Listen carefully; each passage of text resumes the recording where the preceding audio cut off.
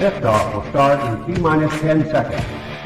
10, 9, 8, 7, 6, 5, 4, 3, 2, 1. We have ignition.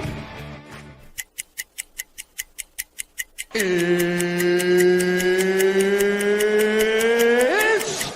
time! 17 seconds from Game 7 or from championship number 6. Jordan open. Chicago with the lead. Michael got a piece of it. It comes off. The Chicago Bulls have won their 6th NBA championship. Tying run at second, 2 out. Palmero over the head of Jenks. Uribe charges, throws. Out! And the White Sox have won the World Series.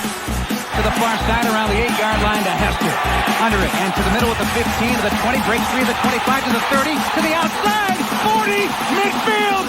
40. 30 to the coast. 20. 15. Hester 5. Oh! Touchdown!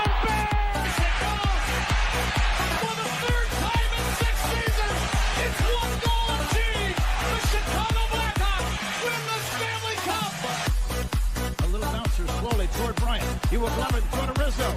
It's in time. And the Chicago Cubs win the World Series.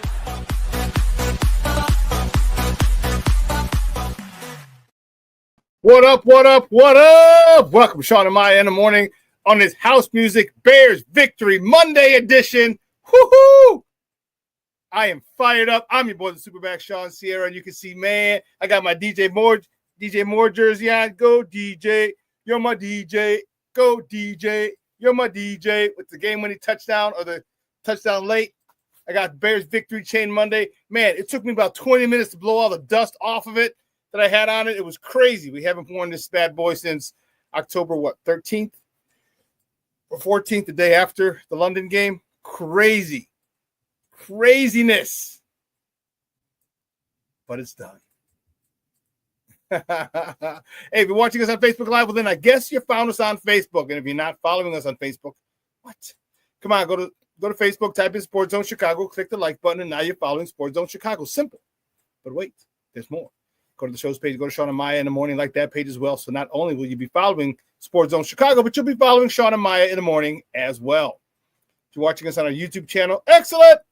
If you're not subscribed to our YouTube channel, for real, come on, man. Go to YouTube, type in Sports Zone Chicago, click the subscribe button, but also click the notification button. That's the little bell right next to it, and that'll let you know anytime a show from Sports Zone Chicago is going live. Get it? Got it? Good.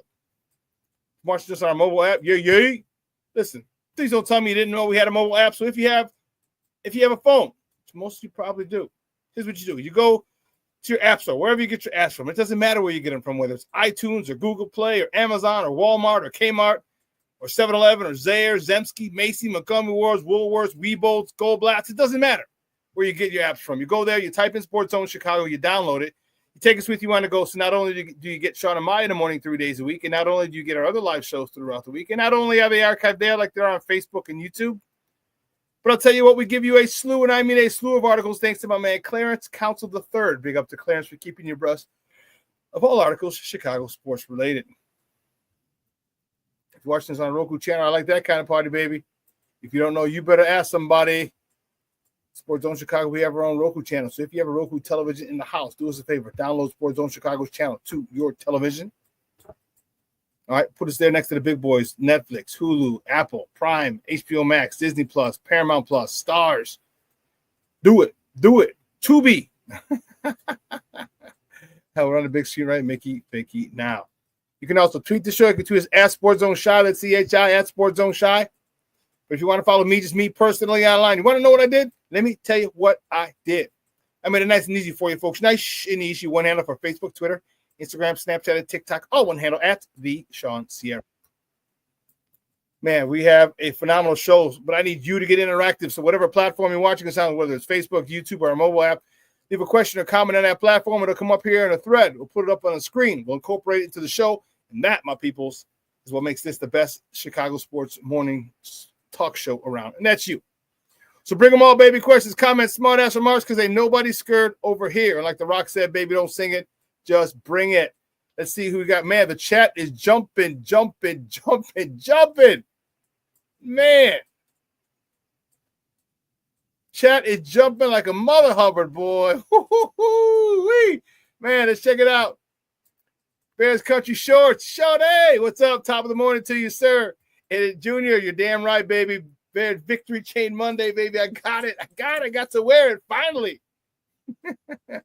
Sure, don't worry, man. We know it's okay, baby. It's cool.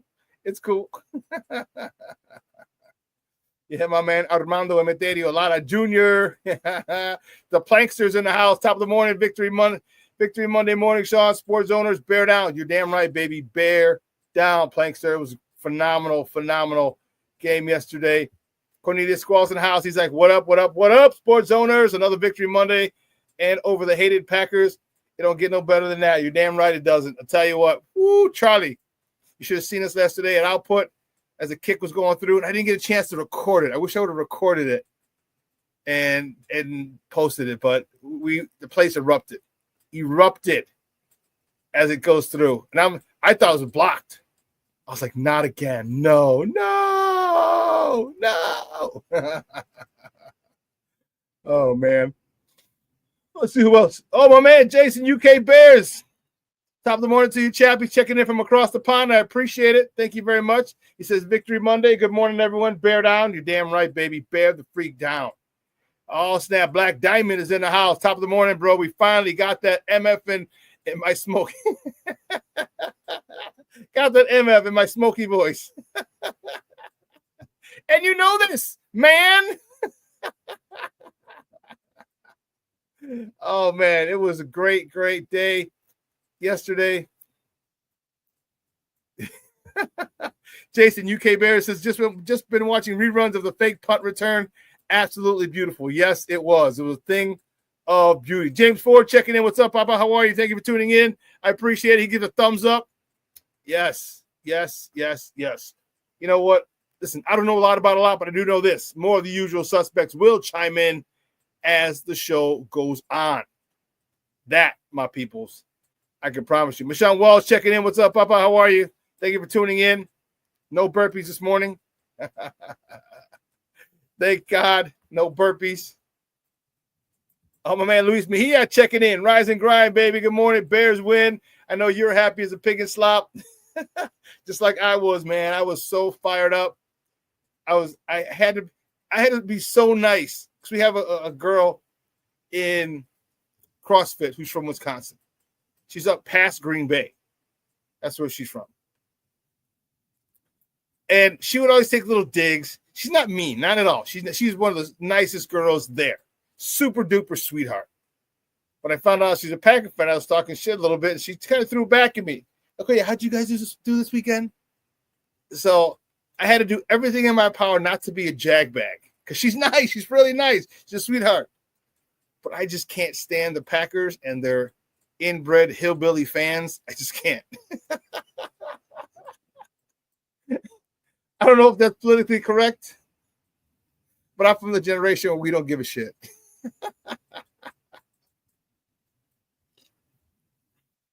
We just don't. It's how we roll.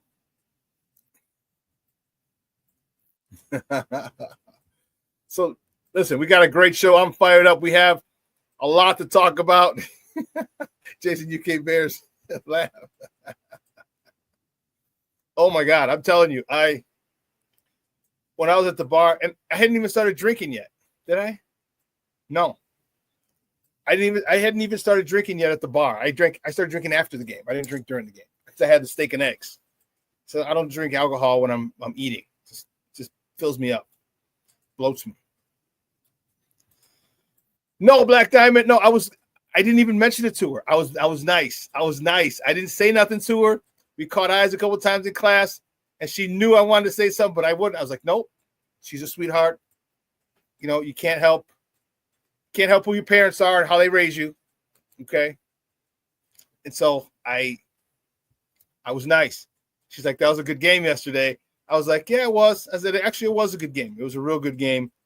And But that was it. I didn't want to start to talk shit because, again, she's a sweetheart and she doesn't deserve the type of craziness I was about to. Now, my other friends, like my friend Joe, Fat Joe, he's one of those annoying Packer fans. Yeah. Good man. Yeah.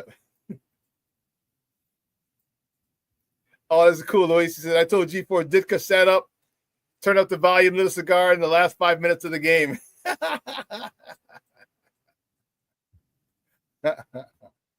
We got a lot to talk about, baby. We have tons to talk about. We got Bulls. We got Derrick Rose. It's Derrick Rose night on Saturday at the United Center. Let me tell you something. Man, that I wish I would have gone, but it's not that crazy. So I had the opportunity to go, but tickets were going for $125, standing room only. I'm like, yeah, I don't want to feel like standing. But it looked really cool. So I watched it at home. I recorded it. I recorded the game because, the halftime ceremony. So I'm going to talk about that. And then, man, D Rose had all those people in from out of town, all over the world. Luol Deng flew in from Africa. Somebody flew in from Australia, I think they said. Crazy. The amount of respect that people have for D Rose was awesome. Then the park that they have.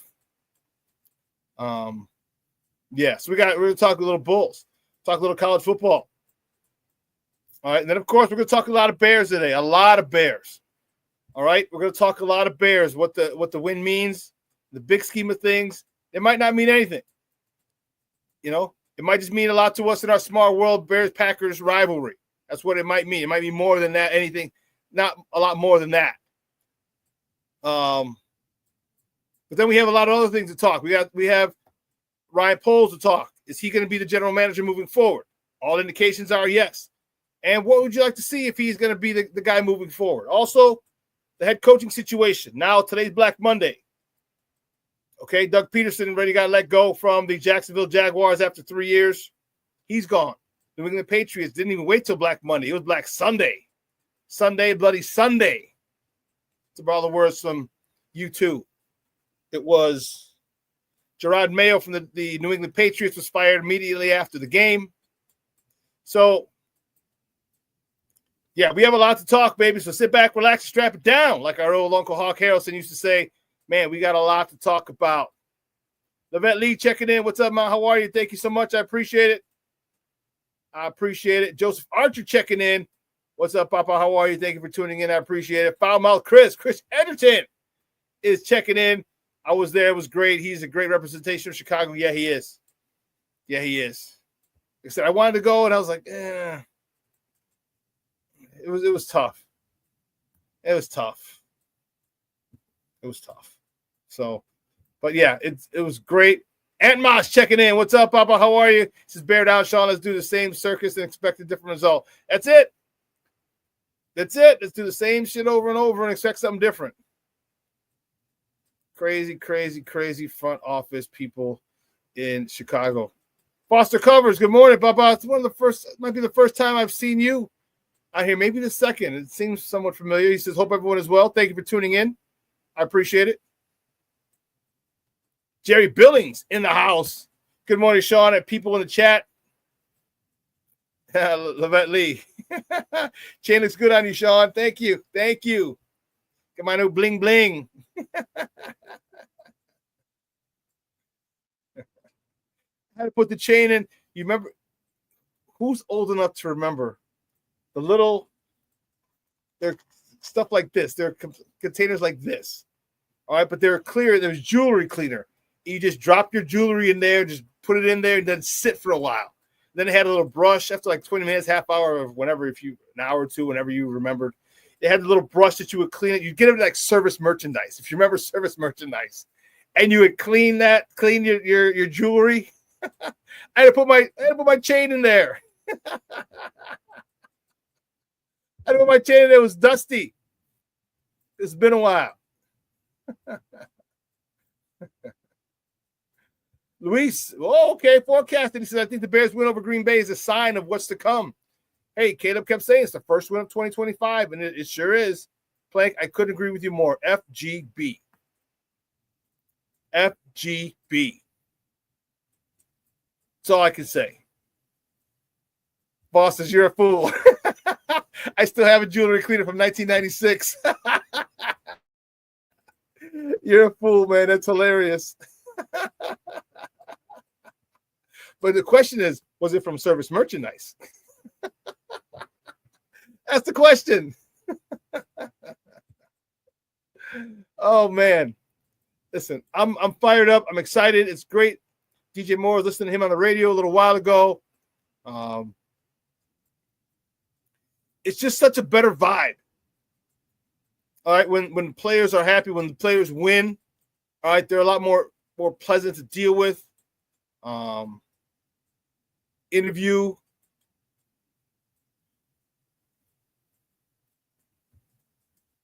Joseph Barton says, Shawn, who'd you like to become here to coach the Bears? I'll talk about that as well. We'll talk about that, Mr. Archer. Junior said Brown almost lost the game with all those screens. If you follow me on Facebook, which you should, and on Twitter, which you should, I put the same tweet and I posted it on Facebook, same thing. Enough with these MFing screens already. I said, enough with these MFing screens already, a second time. I said, would you stop throwing these MFing screens a third time? Yeah, I agree with you, Junior. Foster says, my buddy worked part-time in service merchandise late 80s. Oh, man, that's going back, baby. We are going back. But that's awesome. But listen, here's what we're going to do. Let me tell you what we're going to do. We're going to hit it. So, guys, you know how we do. First segment is called Top of the Morning. It won't come just when you want it.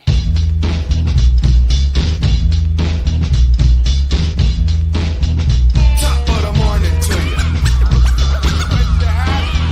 Top of the morning to you. Top of the morning to you. Hold on for 1 second.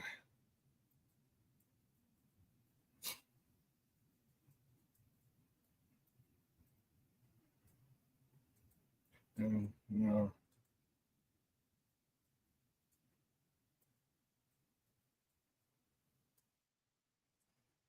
Let's see. First, top of the morning topic. Which way we go? Which way do we go? Which way do we go? Which way? You know where we're going. Stop playing. Stop playing. You know where we go. The Bears. Only the Bears. Only the Bears. Our beloved. The Bears beat the Detroit Fudge Hillbilly. The Green Bay Packers 24-22 yesterday up in Lambeau Field in Green Bay, Wisconsin. Caleb Williams, 21-29 for the day, 148 yards, a touchdown, and a 95.2 rating. DeAndre Swift, 20 carries, 65 yards, and a touchdown. DJ Moore, 9 catches, 86 yards, and a touchdown. And huge win for the Bears. All right. It broke, and you guys have mentioned it. We'll talk about it. Huge win. It broke a couple of streaks. Okay. Green Bay had beaten us the last 11 times in a row. So we broke that streak. Okay. Also, we had a 10-game losing streak as well. I didn't give the Bears much of a chance up in Lambeau, but I did give them a slight chance because I knew we were only a field goal away from beating them the last time. I knew we were so close to beating them last time. But I thought Green Bay was going to get it. On the DJ Moore fumble, man, I was like, when my guy just looked at him, I'm like, oh, shit, not again. Not again. So it was fun to finally see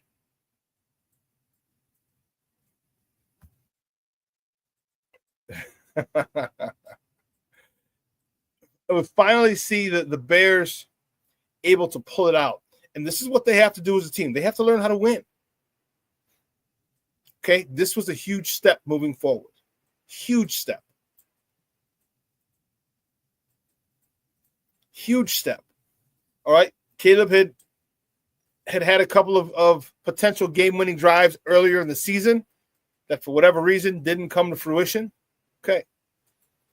But the one thing, and I told my guy Hirsch, big shout out to Hirsch. If you're in the Chicagoland area, do me a favor. You like going to out sporting events, okay? Make sure you follow Hirsch Outings, Hersh, like Hershey. That's where you guys' nickname from. Hirsch Outings, Outings, Hirsch Outings. Okay? He gets discounted tickets. We're going to the Bulls game later this month. 300 level ticket. And we get a drink. We started Output. They give us a bus ride there. It's only half a mile walk, but still. Follow Hirsch Outings. I'm standing next to Hirsch, and I lost where I was going to go with it.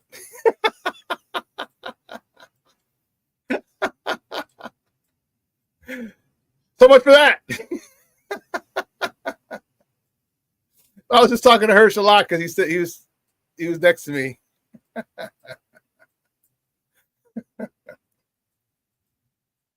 The next top of the morning topic. Well, let's talk about that for a minute. Here's the final stats for Caleb on the year. 3,541 yards passing, 20 touchdowns, 6 interceptions. He was sacked 68 times. He had a 62.5% completion rate, and he had a rating of 87.8. He also had 489 yards rushing, 3 fumbles, and 27 first downs. Okay. So he ended up having over 4,000 total yards from scrimmage, which is great. And I'm happy. I'm happy for him. I'm happy he was able to do a lot of the things that he was able to do. All right. There were times just think as he gets better, think of all the passes that he missed, the wide open DJ Moores, the wide open Rome Odunze's, the wide open Keenan Allen's, not to mention the drops. All right. He easily could have had 4,000 yards passing. Okay. Easily could have had 4,000 yards passing. That would have been crazy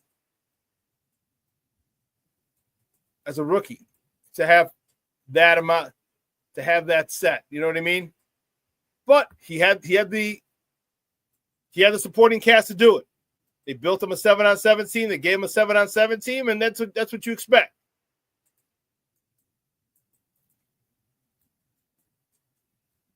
Here's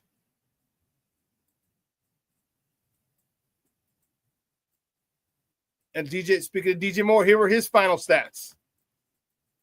98 catches, 966 yards, and 6 touchdowns. He was 34 yards away from another 1,000-yard season. That falls squarely in the lap of both of them. Caleb missed DJ plenty of times. And DJ had a lot more drops than he should have. DJ had a couple of drops that he doesn't usually have. So it sucks for him because you want to rush for 1,000 or get 1,000 yards received. You want to do that every year. But again, the blame goes equally on both of them. All right, DJ, you can't be dropping those passes. We talked about those during the year as they happened. A lot of receivers, each of the receivers took turns. Remember, Keenan Allen was dropping stuff like crazy. Then DJ Moore, then Rome, then Cole. So you make a couple of those catches, you eliminate a couple of those drops, you're at 1,000 yards despite the craziness that this season held. If you want to compare these to last year's numbers, look at DJ's numbers last year. He had 96 catches, but he had 1,364 yards and 8 touchdowns, all career highs. That's a situation where you're pushing the ball downfield. All right, you're pushing the ball downfield. Hopefully they expand that. I wish they would have done that toward the end of the year. But those God-blessed screens, you're killing me. The one he fumbled on, I was so freaking mad. I was cursing like a sailor at the bar.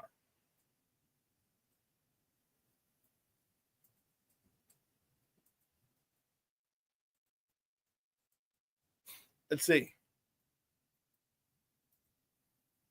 Okay. Cornelius Squall says every fan of Chicago would have taken those numbers at the beginning of the season, hands down. Are you talking about Caleb's or are you talking about DJ Moore's? Because I think if you're talking Caleb, yeah, everyone would have taken those. If you're talking DJ Moore, I think everyone would have wanted 1,000 yards for him. I think he wants 1,000 yards. He would have wanted 1,000 yards for himself.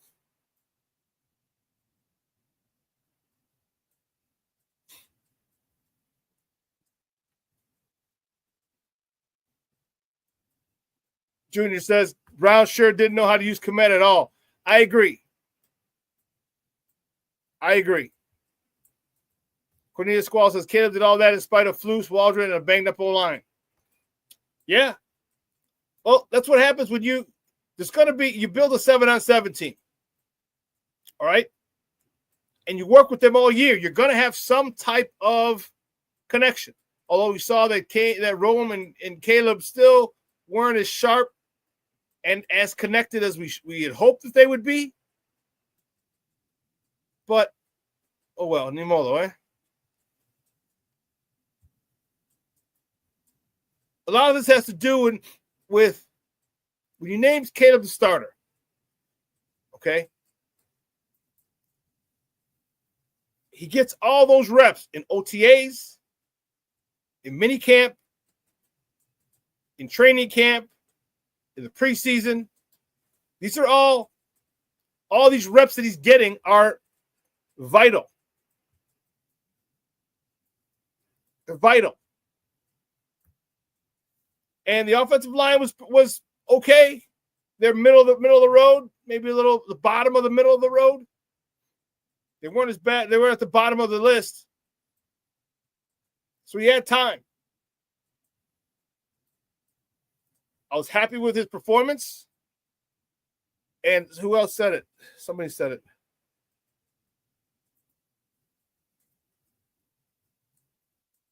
Jason said, imagine if he's well coached and behind a better O-line. I agree. That's been the issue for the last 3 years, 4 years. We need an O-line. So now Caleb he's got to do a good job of making sure that he builds. I think that was a huge, huge win because it was the Packers, because of the emotion, because of the gravity of it. And I know Packer fans are like, we're going to the playoffs. You're not. You thought it was your Super Bowl. Well, you know what? It's a rivalry, and it hasn't really been much of a rivalry because of it. I think a big win, and the way we won it as well, last-second field goal, did a Bears fan base well. Did a Bears fan base well. Yes, Shorty says, let's not forget, Caleb began the first quarterback to start every game since 2009, and Cutler. Yes, I agree.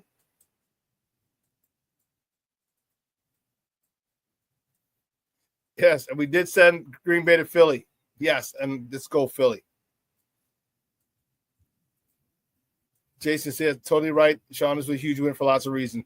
Yeah, I think the confidence is what I'm really excited about. And people think, well, what do you mean? You're not going to play for another 6 months.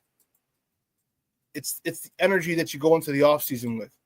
It's the excitement that you go into the offseason with. It's the anticipation of getting better that you go into the offseason with. Caleb's not going to be a rookie next year. I think a lot of those passes that he missed, he's not going to miss. He better not miss next year. The drops, on the other hand, we got those are the individual receivers. We got to make sure that they do a better job of securing the ball before they run. Okay. But now and I know he's going to be learning the whole team offense is going to be learning a new system, which is important. They get the right guy in there. So I'm looking forward to Caleb not being a rookie anymore. I'm looking forward to him in Rome and DJ. Jason, you're right. It says it creates belief in the team too. They know they can do it now. They know what they can do now. Yeah. It's frustrating when you have so many close calls, comebacks that fall short. It gets frustrating. That's where the mental toughness comes in. This team they stood by Cairo Santos. They stood by Caleb. They stood by the receivers. Yeah, it was great to see. Listen, we're going to take a break. On the other side of the break, we have more top of the morning topics. And I'll probably have to take a quick break right after we get back. I gotta walk my mom down the driveway. The driveway's kind of on an incline. I threw some salt on there earlier when I got home from CrossFit. But I just need to make sure I'm not going to have her walk down. So when her ride gets here, we'll go on a little commercial break. But we're going to take a quick break right now. We're going to come back with more top of the morning topics. So don't go anywhere, folks. Keep it locked right here. Shawn and Maya in the morning on Sports Zone Chicago.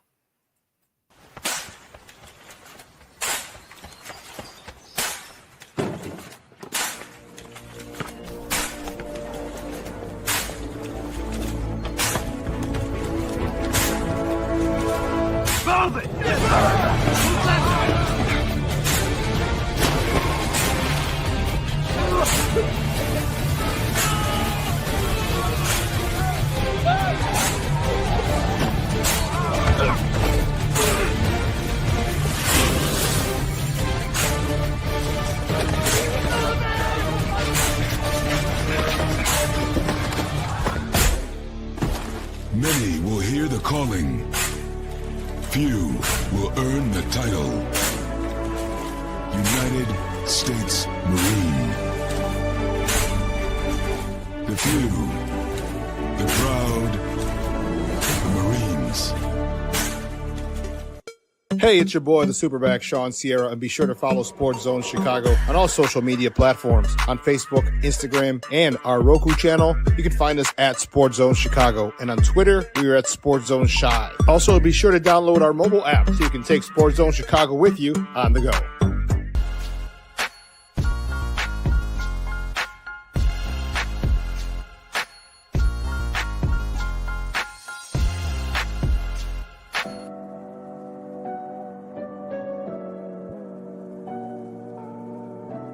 How do you take care of your mind health? For my mental health, I meditate in the mornings. I have my dogs.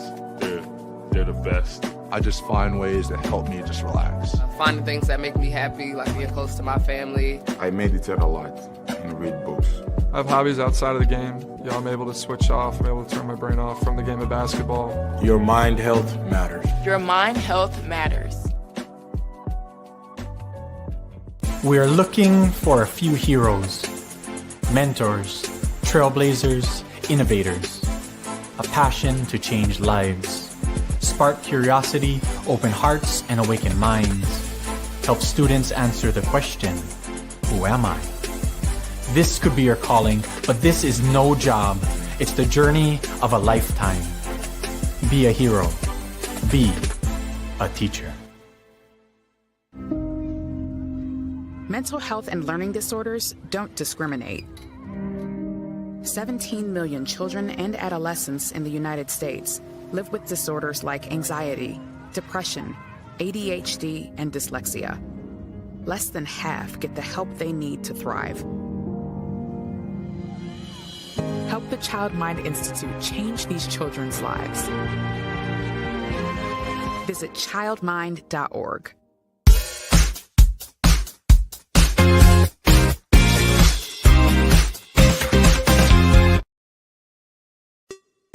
Hey, it's your boy, the SuperBack, Shawn, and be sure to follow Sports Zone Chicago on all social media platforms, on Facebook, Instagram, and our Roku channel. You can find us at Sports Zone Chicago, and on Twitter, we are at Sports Zone Shy. Also, be sure to download our mobile app so you can take Sports Zone Chicago with you on the go. Time out. How are you feeling right now? Happy? Excited? Angry? Overwhelmed? One of the best things you can do for your mind health is to name what you're feeling. It can sharpen your awareness and help you talk about your feelings with someone you trust. Here are 3 questions to ask yourself. Where are your thoughts right now? In the past, the present, the future? Do you notice any sensations in your body? Is your heart beating fast? Is there a flutter in your stomach? Or are you fully relaxed? What do you need right now? Time with others? Time to yourself? Remember, there's power in this awareness. So find ways to identify what you're feeling today.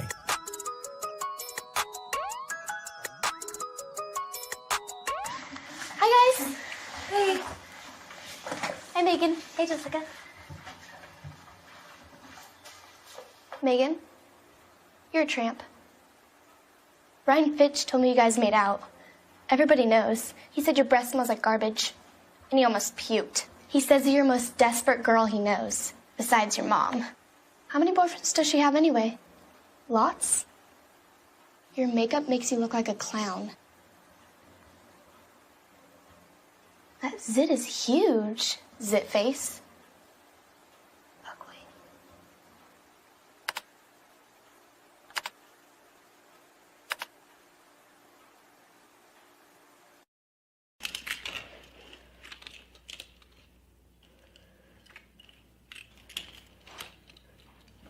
Hey, bud, what you doing? I'm playing with cars. Cars? Can you show me what a car does? Whoa. Hold on a second. First of all, this is a school zone. So you need to put down your cell phone, stop texting, and let's get to driving. Now you're coming up to a stop sign, right? You need to slow down and stop before you hit that Y line. I want you to look left, right, left. You don't want to get hit by a car going on your left and to your right to make sure you don't get sideswiped by a guy coming from your right. You're coming, and you see a crosswalk. You better slow your horses down because the #1 rule of driving is always yield to pedestrians. Now stop, pull over, and you are done driving. Gosh, what do they teach you kids in school nowadays?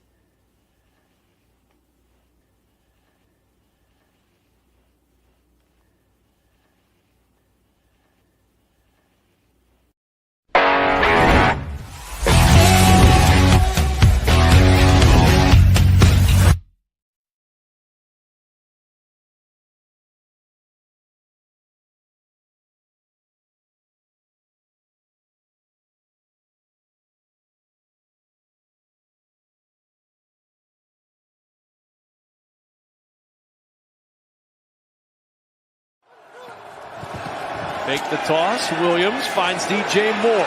Moore with blockers inside the 10. Tripped up at the 5. He coughed it up. 1st and goal. The handoff up the middle, and it's DeAndre Swift into the end zone for his first touchdown since week 11. Inside right here, the duo concept, right? You're going to double the down man, TJ Slayton, just push him back into that second level, come off, get Eric Wilson, and that gives DeAndre Swift enough room to get into the end zone. There he is again. Swift sweeps to the edge with blockers. DeAndre Swift with another first down out near the 45-yard line. Welcome back to Shawn and Maya in the morning at Sports Zone Chicago. Those comes courtesy of Fox. Sorry, I had to get the warden in her car for CrossFit. She's on her way to CrossFit now, and man, it was crazy. So we put the 15 minutes. If you ever order a Lyft, you can order 15 minutes, and it can come anytime within 15 minutes. And this dude was a minute away. Oh my God. Crazy.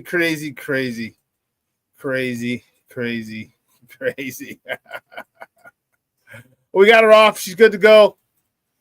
I'll pick her up after the show. The next top of the morning topic we were talking about. No, we'll stay with the Bears a little bit. The Bears will have the 10th overall pick in the 2025 draft. They also received Pittsburgh's 6th round pick due to the fact that Justin Fields did not play 50% of the snaps. You know, a lot of people were upset about the Bears winning. And one of my guys, we were kind of going at it on Facebook. He's like, well, they ruined their draft position. I'm like, this lets me know you don't know jack shit about anything. You're just a casual fan. Like, we know, most of us knew that the Bears wouldn't fall any lower than 10th. So they're at 9 yesterday, and they fell to 10. Oh, boy, big deal. So the Bears will pick 10th. And as of right now, if I'm not mistaken, they have the 41st and 42nd pick. They're in the second round. Two pretty close picks in the second round. So they can really, really do some damage. So I'm excited for the draft. I'm excited for the head coaching search. I'm excited for the draft. I'm going to see if I can head down to Mobile for the Senior Bowl. I want to do a little more reporting and come to you guys from different spots, make some more connections, network. Okay. So I'll keep you updated as to that. I'll keep it moving. The next top of the morning topic, the Blackhawks. The Blackhawks fell to the New York Rangers 6-2 yesterday.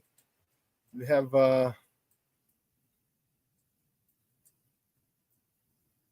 no. All right. It fell 6-2 yesterday to the New York Rangers. All right, Soderblom, he stopped 28 of 34 shots. Tyler Bertuzzi lit the lamp for the 14th time. And Kaiser lit the lamp for the first time this season. Connor Bedard with his 25th helper of the year. Frank Nazar, his second assist of the season. And Brody with his 7th assist of the year.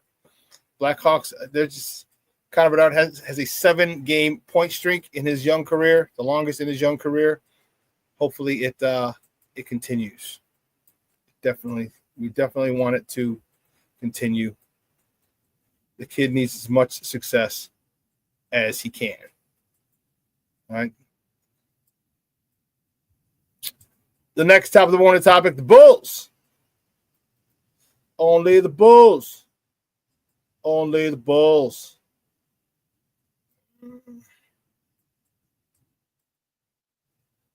The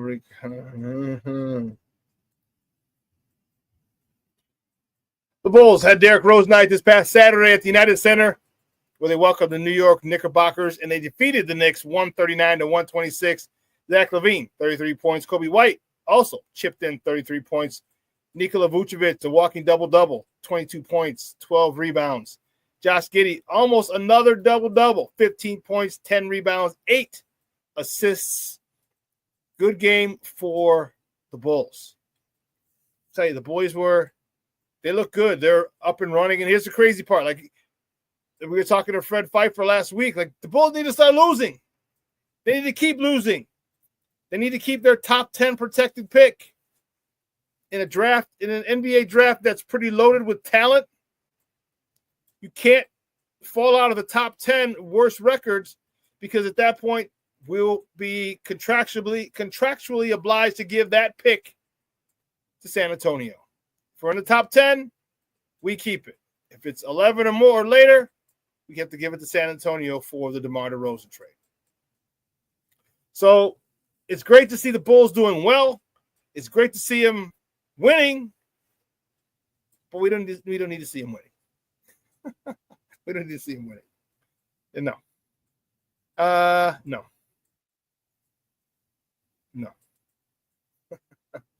So they better hurry up, trade Zach, trade Vooch.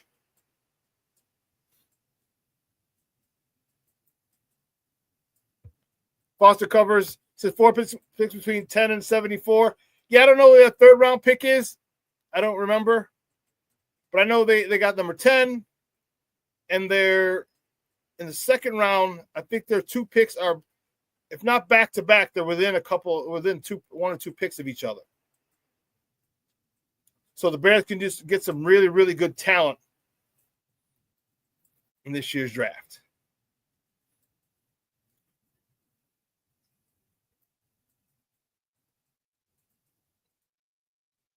Let's see.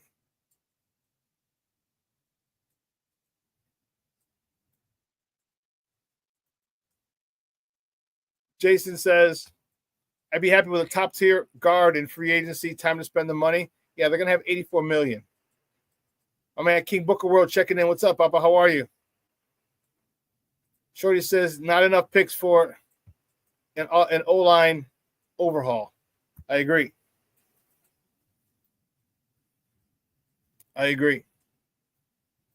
Again, these are my stance earlier in the because of the Civil War or during the Civil War. Why? But we're not going to go there. I just would, to me, to build a team would have been a lot more feasible in my eyes. Because I think both quarterbacks could have done, could take us to the promised land. You need a team around you. And what better way than have a slew of picks in the next 3 years? A slew of picks. So now you got to go spend the money. And these guys would have been on rookie contracts. But what do I know? Brandon Schutz checking in. What's up, Papa? Good morning. Thank you for tuning in. Appreciate you. Jason, UK Bears said, I would never be upset about the Bears winning, especially against the damn Packers. You're damn right. I was not upset at all. Not at all. Not at all.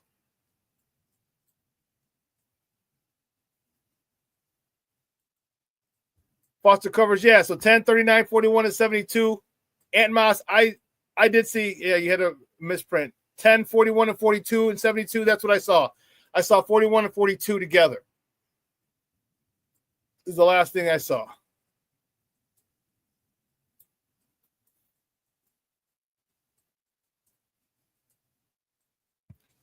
Ant Moss says, I think we can trade down from 10 a bit and grab another top 80 pick. Okay. I don't know.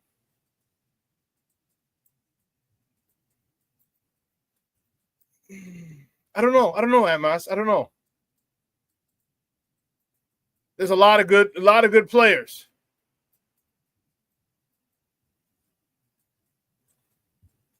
Oh, Larry Mayers posted those yesterday. Okay.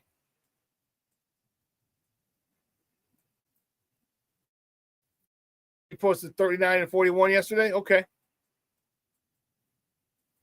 Well, again, like I said, if they're not 41 and 42, if they're not right next to each other, they're winning a couple picks of each other, which is great.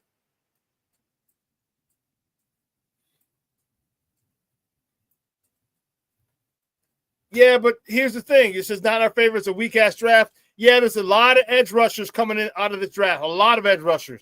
And there's quite a few good offensive linemen, which is why at 10, this is why I don't want to trade back. At 10, you take the best offensive tackle, the guy who would best fit your system. We're talking about that Williams kid from LSU.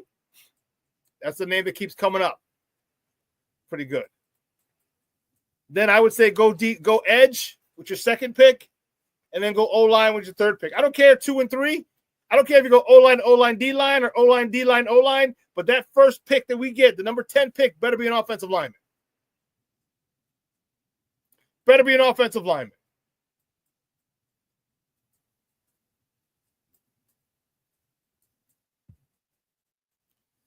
Yeah, I don't think they'll resign Tevin because I agree. I agree with you. It just couldn't stay healthy. And this is a contract year for him.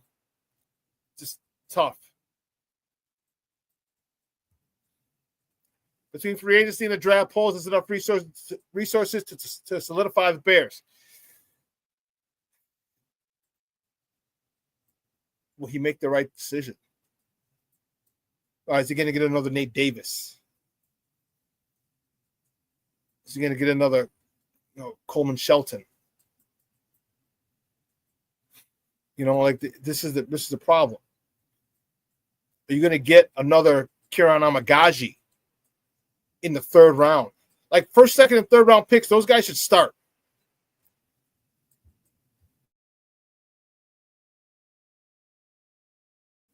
Pardon me. Those guys should start. You shouldn't be drafting projects in the third round. Shouldn't be doing that. Zach Pickens, Baelish Jones, Kieran Amagaji. None of those guys, Baelish Jones isn't even on a team anymore. None of those guys have contributed at all. This is the thing that bugs me. Like, why are you? But I digress. Let's get to the next top of the morning topics. We'll talk Bears at the top of the hour. We're talking Bulls. Tonight, the Bulls host the San Antonio Spurs at the United Center. Tip-off is at 7 p.m. Central. You can catch that game on Chicago Sports Network if you have access. If you don't have Comcast, or you can listen to it on their flagship station, 670 AM. Very emotional night the other day for Derrick Rose night, and let me tell you, it was Chris was there, so he's able to see get the feel, the vibe inside the building. But all the videos I saw, all his teammates, and the way they had the atrium decked out, the way they had Clybourne Park decked out with the Derrick Rose portrait and flowers on that basketball court. Man, that was pretty dope. That was really, really, really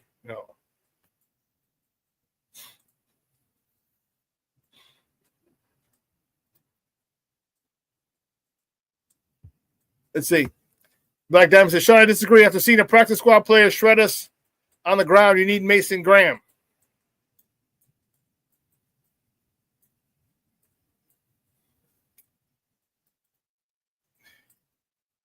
Yeah, I don't know about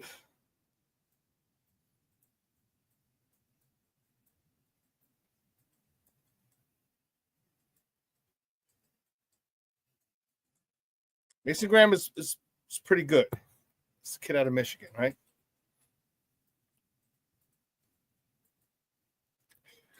Here's why I disagree with you, Black Diamond. My question is this. Who is the most important person on this football team? Who is the most important person on this football team?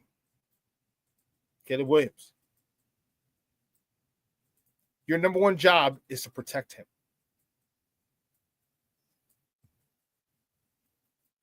Protect him. Protect him.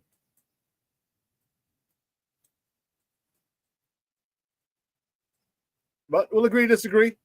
That's cool.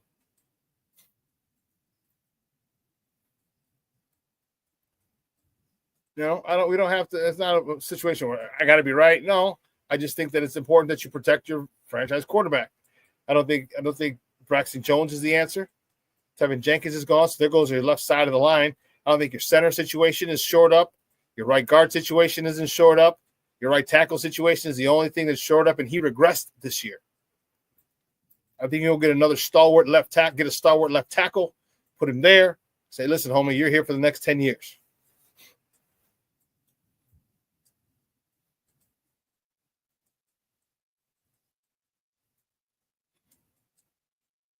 Okay, Foster, thank you. So per Chicago Bears at 8 o'clock this morning, he said we're 10, 40, 42, and 72 are locked. All right, the rest of the picks are TBD. Yeah, because you got all the compensatory picks and stuff that got to go in there. All right. Okay. So 40, you're on the clock, and you're on the clock at 42. That's cool. I like that. And so that's what I'm talking about. Foster, you can get a D-line, O-line right there. Bam, bam. Bang, bang, bang, bang, bang. You know what I mean? Black Diamond, you can get those guys right there. Boom, boom, 40, 42. So that's a nice thing. And McCaskey would tell you he's the most important person. Yeah, he would.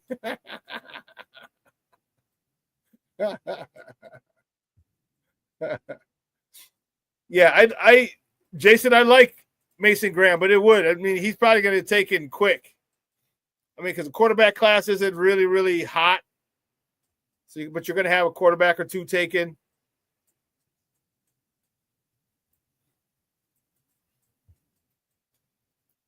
Foster covers nothing to shoot up on that O-line. Yeah, with the regression of Darnell Wright, nothing has showed up. I agree. Now,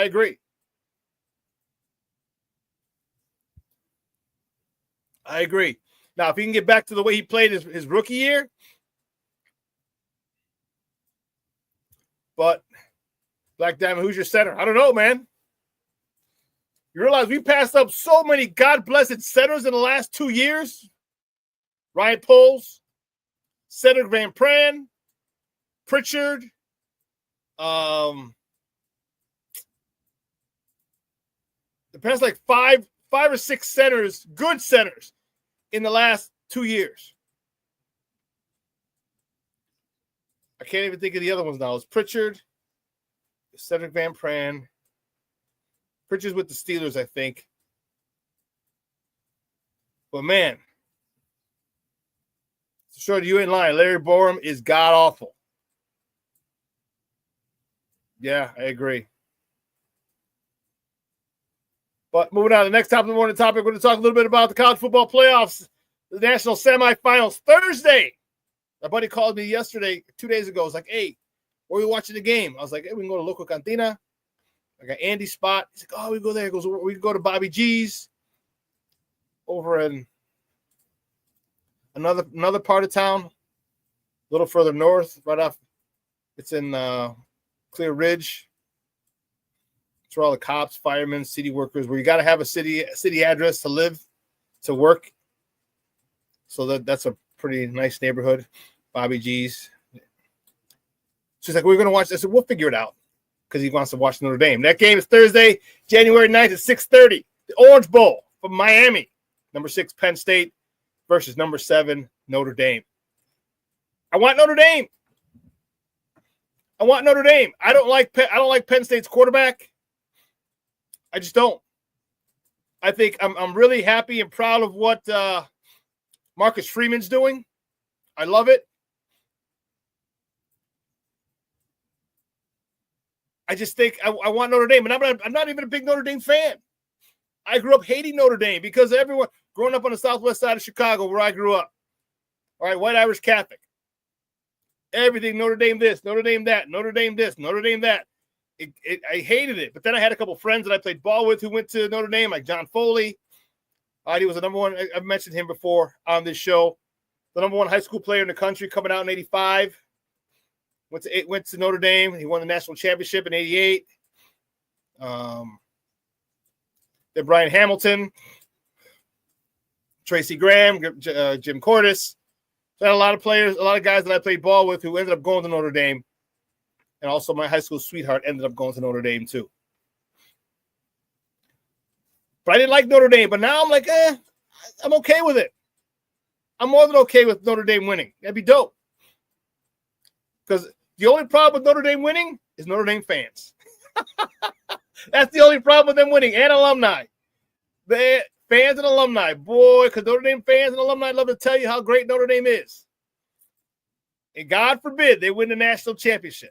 That'd be tough. Got to get past Ohio State. God for freaking bid. Lord have mercy. Lord have mercy. And the second college football playoff semifinals Friday, January 10th. That's the Cotton Bowl. It's kind of like a de facto home game for the Texas Longhorns, the number 5 Texas Longhorns, as they take on the number 8. Probably could be the number 1. Let me just say the hottest team in the college football playoffs right now, the Ohio State Buckeyes. The Ohio State Buckeyes came out and put an ass whooping. They opened up a can of whoop ass on the candy ass of the number 1 team in the country, Oregon. They didn't like the fact that they lost week 1, the first game to them by a point in Eugene. Man, they came out and smacked that ass all over the field, up and down the field. Up and down. Covers, yes. Jackson Powers Johnson was another great center. Thank you. Frazier, Pritchard, yes. Jason UK, Frazier, Pritchard, those are other centers. And Foster's gave me Jackson Powers Johnson. Yes. Yes. So I'm telling you, Ohio State is a buzzsaw right now. Jeremiah Smith. What can you do to this guy? The kid's first of all, he's a freshman. 6'3", 220 pounds, runs like a deer. Could jump out of the gym. You saw he just threw the ball up a couple times and boom, he went up and got it. I wonder what his vert is. He's got to have at least a 36, 38-inch vert, if not 40. With a 36, 38, or maybe a 40-inch vert at 6'3"? At 6'3". I was yelling that at the during the Bears game, like they're in the red zone. Throw the ball up to Keenan. Throw the ball up to Rome. Throw the ball up to Cole Kmet. Throw the ball up to DJ. You're 20 yards out. You can isolate. Put DJ in a slot. Have him on a corner. Have the outside guy run a slant post, boop, boop, up the field. Sure as hell was yelling. I think I even posted that. Why not a slant? I think I did post it. So I was like, come on, man. Sometimes people do shit that makes things a lot harder than necessary.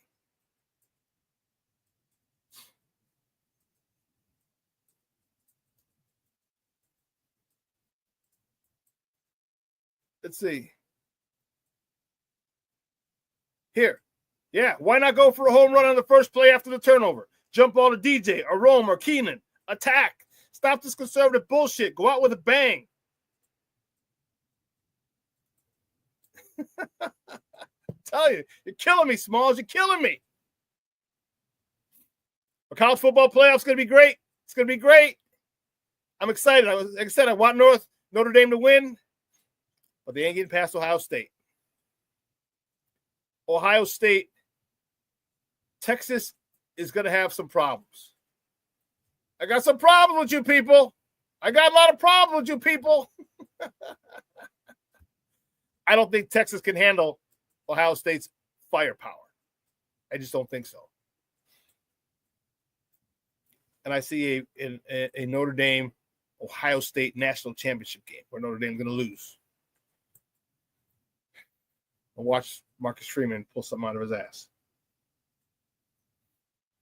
Well, listen, we're going to take a quick break. On the other side of the break, we're going to get into some Bears talk. Finish that. We'll finish the show up that way, all right? So don't go anywhere, folks. Keep it locked right here. Shawn and Maya in the morning on Sports Zone Chicago. Hey, it's your boy, the SuperBack, Shawn Sierra, and be sure to follow Sports Zone Chicago on all social media platforms, on Facebook, Instagram, and our Roku channel. You can find us at Sports Zone Chicago, and on Twitter, we are at Sports Zone Shy. Also, be sure to download our mobile app so you can take Sports Zone Chicago with you on the go. Time out. How are you feeling right now? Happy? Excited? Angry? Overwhelmed? One of the best things you can do for your mind health is to name what you're feeling.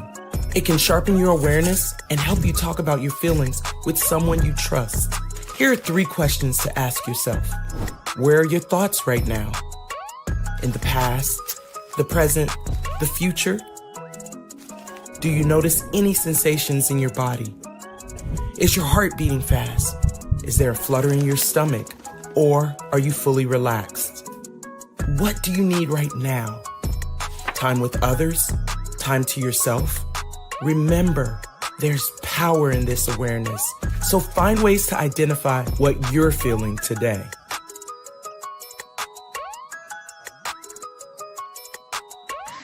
Hi, guys. Hey. Hi, Megan. Hey, Jessica. Megan, you're a tramp. Ryan Fitch told me you guys made out. Everybody knows. He said your breath smells like garbage. And he almost puked. He says you're the most desperate girl he knows, besides your mom. How many boyfriends does she have anyway? Lots? Your makeup makes you look like a clown. That zit is huge, zit face. Ugly.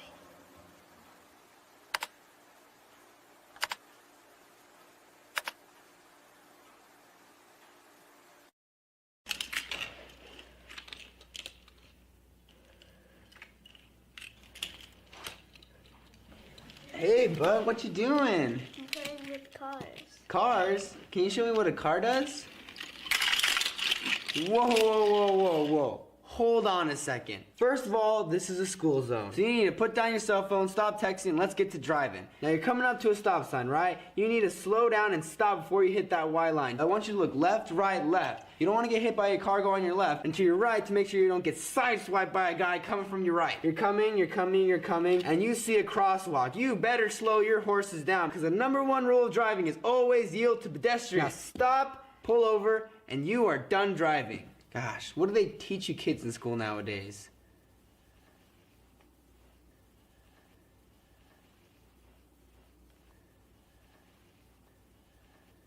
You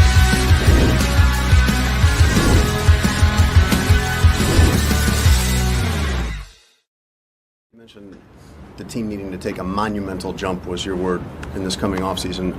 What needs to change here, and what is your role in that?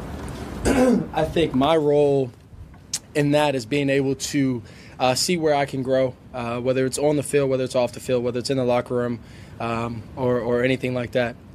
Whether it's off the field and maybe having less people around, less distractions, less time for other things, whether that's on the field and being able to decipher things faster on the field, whether that's being able to be more accurate, whether that's being able to have more game-winning drives, whatever it takes is kind of where I'm at for myself. And then for this team, just having the right people, the right people, and that's first. Before schemes, before the type of player, 6'5", and this and that, having the right people here, whether it's a locker room, whether it's the people upstairs, coaches, whatever the case may be, just having the right people overall in the building to be able to help grow the culture, because I believe TB's probably said this, but culture is people, and so being able to have the right people in the building, being able to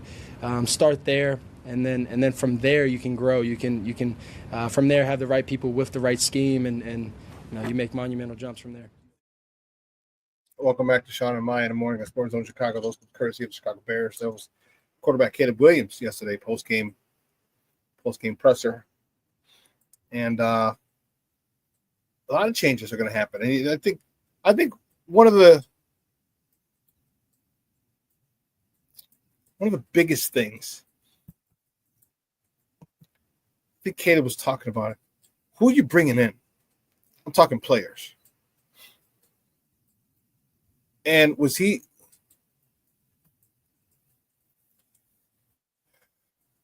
may have alluded to it, but it's the players.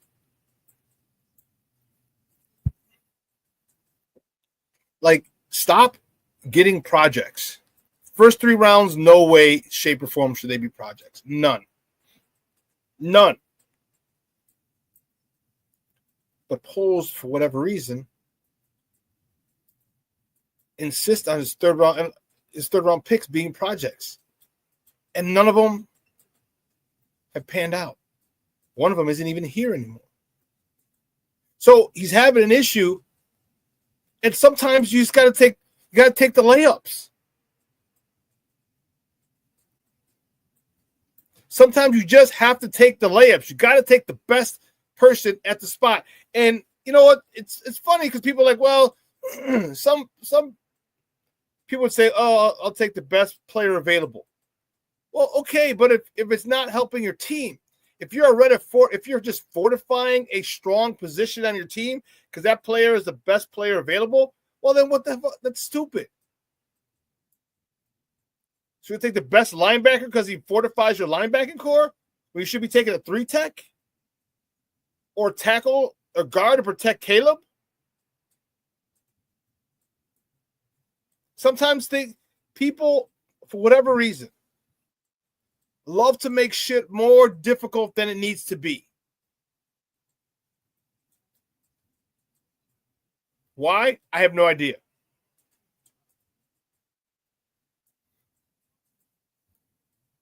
Yeah, King Book of World. That's right. Paul seems like the guy to try and screw in a flathead screwdriver, a flathead screw with a Phillips screwdriver. It's like, come on, man. Like,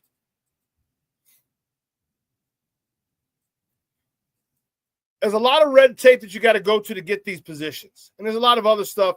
But man, and this is, and people have asked, and I've given my opinion on polls, and I said he should go.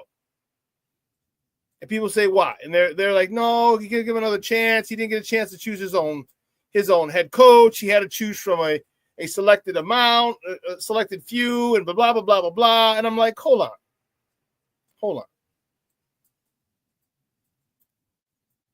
I understand that point. I get it, and it's valid. However, that's not my biggest issue. My biggest issue is his way to design and build a team. I said it the other day. How ironic is it that an offensive lineman doesn't draft good offensive linemen? How crazy is that? That you don't realize you build from you build a team from the ball out. Why is that such a difficult concept to understand? To me, that's why he needs to go. In addition to his poor free agent signings, from Chase Claypool to Nate Davis to Bates to Shelton. Like, oh, we got that. That's a deep position. I never had so much depth of that. No, good old linemen,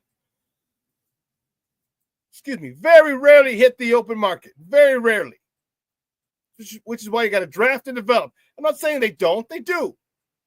You got to spend. Get your scouting department together. Get some good offensive linemen. Draft some offensive linemen. And think of what that'll do to Darnell Wright. You draft some more first-round offensive linemen, good offensive linemen. His level of play is going to rise as well. Because the thing is, you don't want to be the weak link on that offensive line. As an offensive line, you don't want to say, oh, man, these other first-rounders, man, they're better than me. No, you're going to push your ass. You're going to bust your ass and push yourself.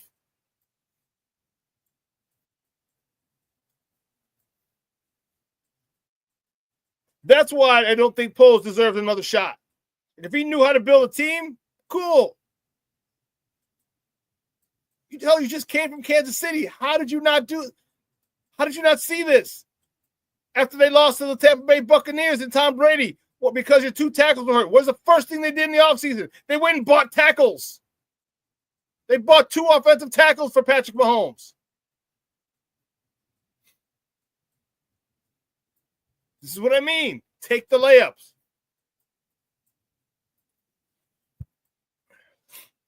Let me ask you something. Just think if Caleb had 4 to 5 seconds every time he went back, like Tom Brady did.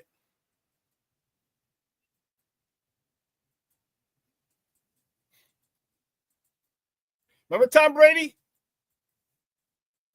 He wasn't nimble of foot, was he? But that mother Hubbard would sit back flat-footed in the pocket waiting. Was he not? Do you remember him? He dropped back 5 steps, flat-footed. Reading. Boom, then bounce it and go. Why? Because his offensive line was top-notch. You need to get some mean, nasty mother Hubbards on that offensive line. Stop going for this. Here's the thing. They're so worried about image. You can't curse on Hard Knocks. Dumbest shit ever. Give me some Mother Hubbards who are gonna really pancake people, which is why the Tevinjenkins thing hurts so bad, because his attitude is the type of attitude we need to have across all 5 offensive linemen. All 5 of them. Those are the types of sons of guns you need to go get. Little ornery. People who don't like their quarterback getting hit. I will do something about it between the whistles. But no, you got Braxton Jones. You got Nate Davis. And think of what you did in that locker room. Think of what you did allowed in that locker room to happen.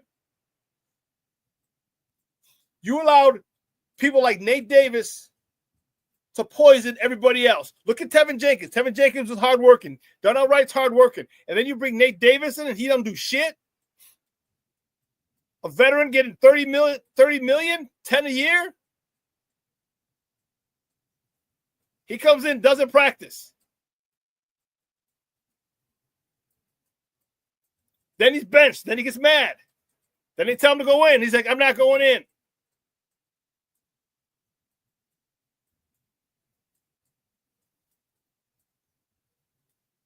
Then they had to send him home for the game. Like, oh, he had back problems. Stop bullshitting us. Stop lying to us. If he had back problems, send him up to one of the suites so he can sit down. If you didn't want him standing on the sideline because it was too cold and his back would be messed up, send him up into one of the suites so he can stay there. No, you send his ass home. Because he's full of shit. That's why. He's one of those guys who doesn't appreciate the fact that he's playing in the NFL making millions. He's one of those guys. You can tell. Because most people would bust your tail to earn that type of money. But when you get a younger generation of people who have a lot given to them, this is what you get.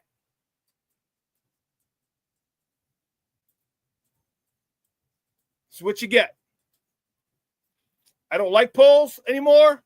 I was all in on them, and then, man, as more and more things developed and were revealed, man, I was not happy. From the bad free agent, the Chase Claypool deal, the Nate Davis deal, to 3rd-round picks, which you can't do, to putting projects. They're putting projects in, drafting Kieran Amagaji. First, he was in the FCS, and he was hurt. So you draft him with the 3rd round? Who the fuck else is going to take him? No one's taking him. You can draft him in the 5th or 6th or 7th round. No one else is taking his ass. He's hurt. But here's that thing that I got to be the smartest guy in the room bullshit again. Here it is. Here it is. Remember I told you? These general managers want to be the pretty boys. They want to be the most important figures in the organization. Any sport, baseball, basketball, football. The GMs, not the coaches anymore. The coaches aren't the big personalities. The coaches aren't the one everyone wants to talk to. Now it's the GM. The GMs want all the attention. They want all the shine. They want all the spotlight. But they want to hide when they fire a head coach mid-season and he doesn't come out and announce it. They send a press release. What? What kind of shit is that?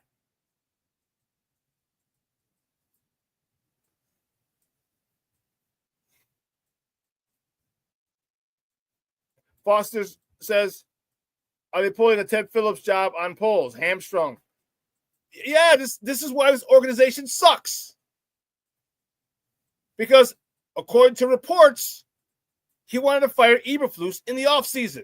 And if you're not allowed to do your job, what the hell are you there for? What the hell are you there for? You talk about lining up a head coach and a quarterback. It makes sense. So now, here we go. Groundhog Day. 3rd time. 3rd time in a row. Rookie quarterback, new coach is second year. Trubisky, Fields, Williams.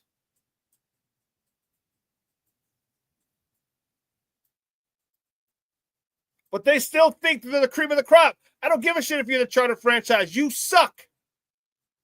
There's no structure. Who wants to come here? And we'll talk about that at the bottom of the hour. Who wants to come here? Bill Belichick put you on blast, Ryan Poles, on the Pat McAfee show. I played it on here, remember? He says, "Not you go get a wide receiver. You don't draft any linemen, but you draft the wide receiver." That's not how I do it.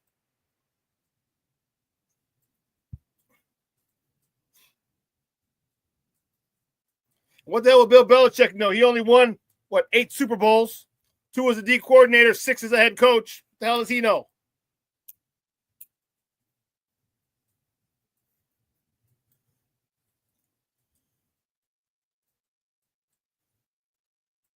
So, Jason, you pose a very good question. You pose a very good question. What about extending Poles so that him and the new head coach are aligned?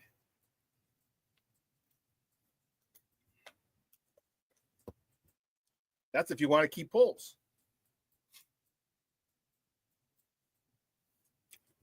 I'm saying, King Booker, who the hell does Bill Belichick think he is? With his 6 Super Bowl trophies. Who the hell you think you are?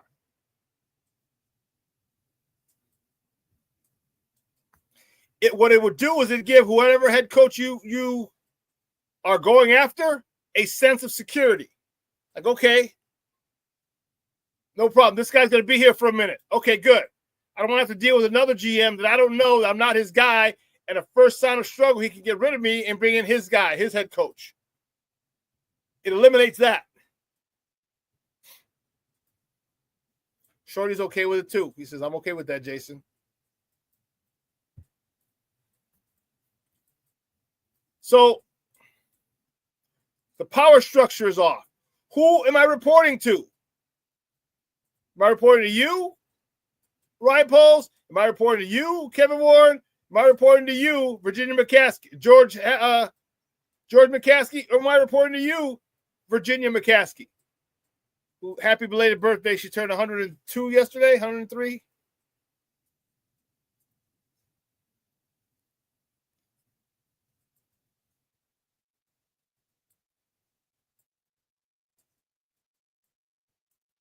So apparently, Poles is the guy. I don't want him here, but here we are. They said Poles is going to lead the search, so he's going to be here. So you might as well extend him to make it easier on the head coach to make a decision. Extend him. Despite his horse shit.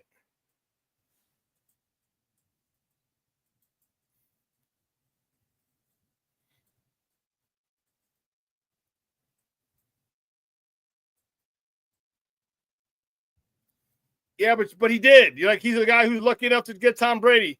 Well, he drafted him. You're going to sit there and say he wasn't lucky. He drafted him. When 198 other people passed on him, he drafted him. He's not lucky. He drafted him. It's not like he came over and as a side piece in a trade. He drafted him. And no, obviously he didn't know he was going to be this good, but he saw something in him.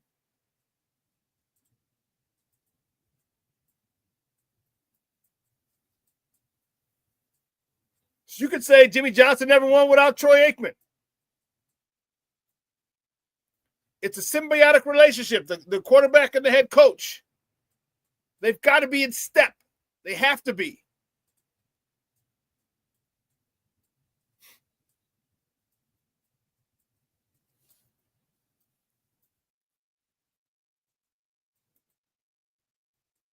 So for me, I would like Ryan Poles relieved of his duties. But since that's not happening, here's where we're going to go. Now we're going to look at the head coaches. Who does he bring in? There's already rumors that he's already allegedly pushing people away from Ben Johnson because Ben Johnson wants his own guy to come in, his own general manager. I told you how I feel about that. I don't want another first-time head coach. You do not give a rookie coach an underperforming veteran team. You don't do it.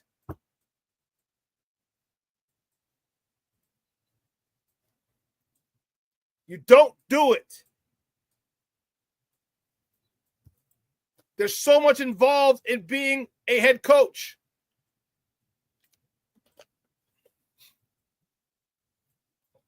From coordinator, you worry about the offense. Coordinator, you worry about the defense. Coordinator, you worry about the special teams. Head coach, you worry about all of it. Give me a guy with experience. According to reports, the Bears are going to interview Mike Vrabel this week. That would be my first choice, Mike Vrabel. And I'll tell you what, and there's some other reports that they're going to bring in Ben Johnson and Aaron Glenn, both offensive and defensive coordinators from the Lions, to interview them this week. I'm good with that. Foster, as you said, I hear the Jets are going to try and sign Vrabel. They brought him in for an interview already. It's not about the defensive, offensive coach. No. It's about a guy who can run a team. You can go get people to run. And I'll tell you, if you get Mike Vrabel and he brings Josh McDaniels ain't going nowhere. Nobody wants to hire his ass again. Not after the debacle in Indy. He's not getting a job. Only way he's getting a job is through nepotism. I shouldn't even say nepotism. Through somebody like a former teammate. Nepotism is with your family. His former teammate, Mike Vrabel. He's not going anywhere. I don't care about offensive, defensive coach. I want a guy who knows how to lead a team, how to run a team. There's a lot involved. Shorty's still like Josh McCown. I know you've been saying that. DC, Robert Saleh, OC, whoever he wants. Okay. Cornelius Squall, Doug Peterson, he just got let go by Jacksonville. I'd bring him in for an interview. And here's why. I know Mike Vrabel he had some success and didn't end up winning a Super Bowl. But you learn. People still Brian Flores. How many of you are interested in Brian Flores? A lot of people don't like him because of the way he treated Tua. First of all, Tua, he was hard on Tua. Tua, grow the fuck up. I'm tired of all these athletes. He didn't talk to me very well. He didn't talk to me very nice. Really? He demanded the best out of you. Really? And you're mad because he wasn't nice to you? He didn't kiss your ass? Like you've had your ass kissed since you were in high school and every place you went? Bowed every time you walk by? No.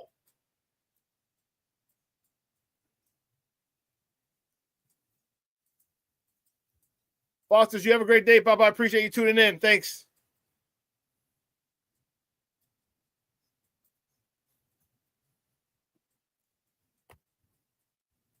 Jason UK says, pardon me, quite likes the sound of Vrabel and McDaniels. I do too. I do. But what kind of defense you going to run? You going to get a 4-3 or 3-4? Because right now,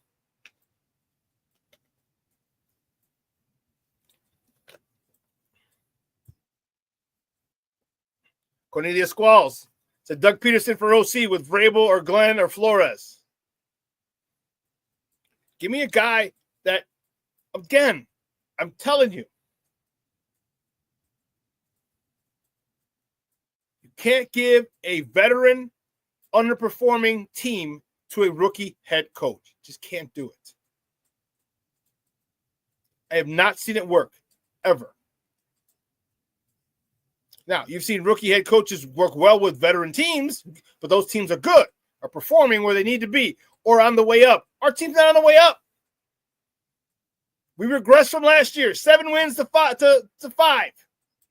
That's not going in the right direction. Excuse me. The one guy that I would really like, and I know it's going to rub people the wrong way a lot, but I like it. John Gruden. If he's seriously interested in this job, I would love John Gruden for here. Your thoughts, my people in the chat. I would love John Gruden. John Gruden comes with a reputation. He garners instant respect as soon as he walks in the room. And he's a guy that teams, that people, that men, young men listen to. He's won a Super Bowl. He did it with a not good quarterback. Remember, he won it with Tampa Bay. Who was their quarterback? Brad Johnson? What? Who the hell's that? He won a Super Bowl with them, with him. He's got the defense here already.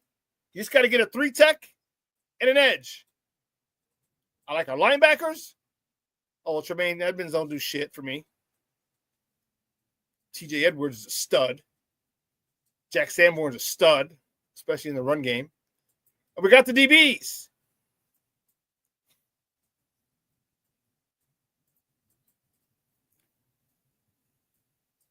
Mr. Shorty says, yeah, 20 years ago, it's tough to win a Super Bowl. If John Chucky Gruden wants to coach again, he does. These are reports that he's interested in the Bears job. Bring him in. Because this is a guy who gets stuff done.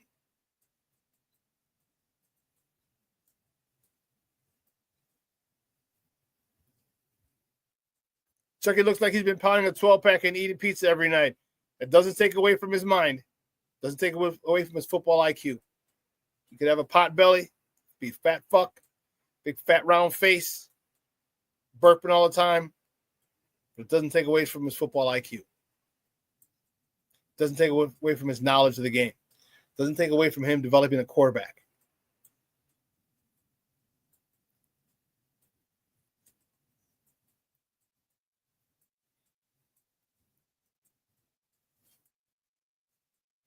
You know, these are my guys. I saw it with my White Sox. Oh my goodness gracious, great balls of fire. I saw it with my White Sox. And it was frustrating.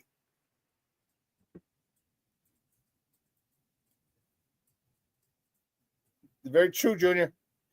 Being fat doesn't seem to bother Andy Reid. Bondoruski, Bondoruski. Bondoruski.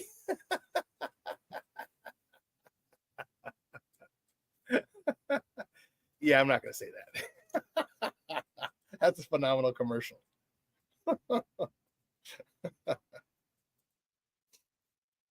And some people don't shoot the messenger.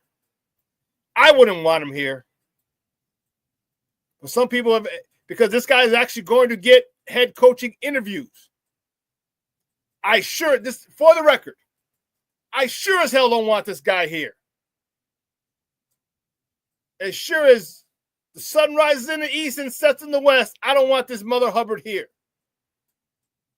But this guy's going to get interviews. Matt Nagy. He's back in the recyclable bin. Shorty, I'd love Pete Carroll. I would love Pete Carroll. He's another guy. And here's why. Listen. Why was Shane Waldron able to work in Seattle? If he's so soft. He had the Legion of Boom. He had Beast Mode up there. Well, that was Darrell Bevel. True, I guess. Darrell Bevel was running the show up there. But recently, why? You know why Shane Waldron was able to get Geno turned around? And a defense and everything going? Because Pete Carroll was behind him. Pete Carroll ran that show. And God forbid you come out of pocket to get your offensive coordinator, disrespect or not pay attention to your offensive coordinator, you got Pete Carroll to deal with. Here, who do we have to deal with? Matt Eberflus? Yeah.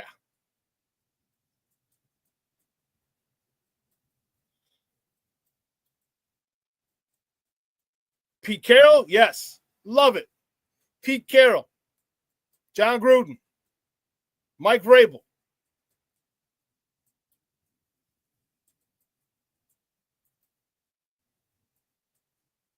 One of these guys. Give me one of those guys.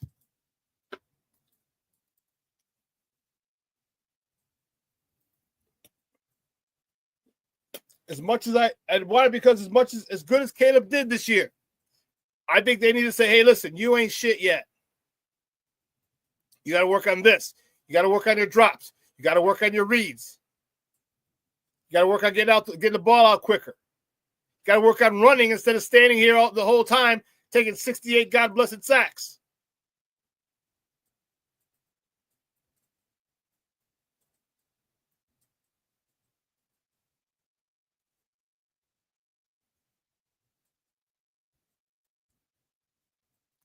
Shorty says Nagy would never come back with the way the fans treated his kids. Yeah, that was pretty shitty.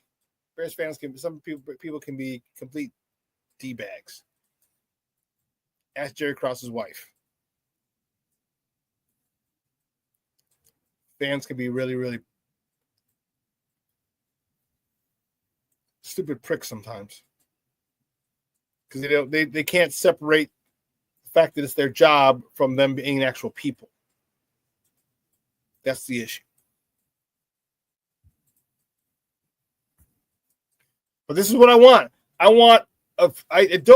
like Ben Johnson. Ben Johnson could end up being a great head coach. I'm not willing to take that chance. I'm not.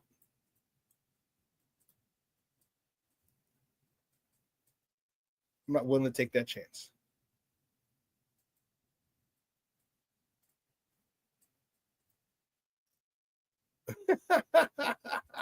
Jason's fired up already. He said, damn it, you guys are making me excited for the future already. Is it time for preseason yet? Not quite, Jason. Not quite. We got a little more time. We got the whole playoff thing we got to worry about. We got the whole combine thing we got to worry about. We got the whole draft thing we got to worry about. Got this OTAs and mini camp stuff we got to worry about.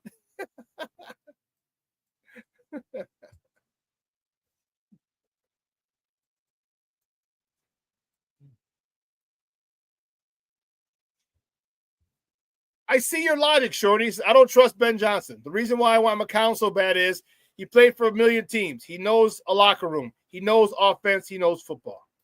Can he command a room, though, is a question.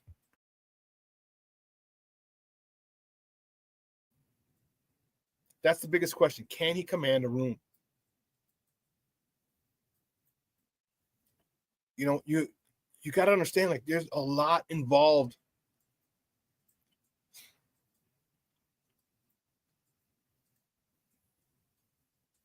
You say yes. It's not high school. He's got to be coaching high school kids like he's been. He could work. I'm not saying he can't work. I'm not saying that at all. I'm just saying we haven't seen it at this level. And he doesn't come in with any gravitas. He doesn't come in with automatic respect. He doesn't come in with a resume.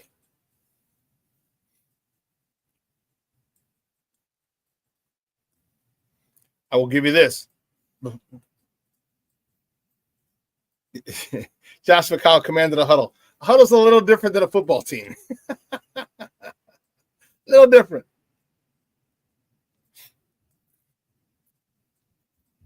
Cornelius said Josh McCown commanded a huddle.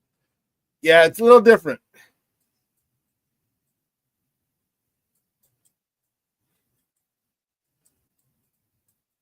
Shorty says McCown held his team together under Trustman. Yeah, he did.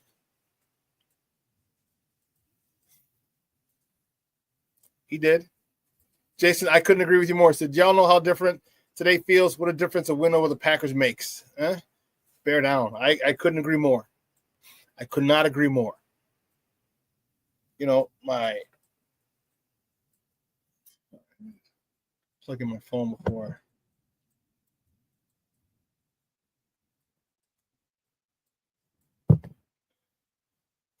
Just Plank says, Jason, the weight has been lifted. Yes, it has.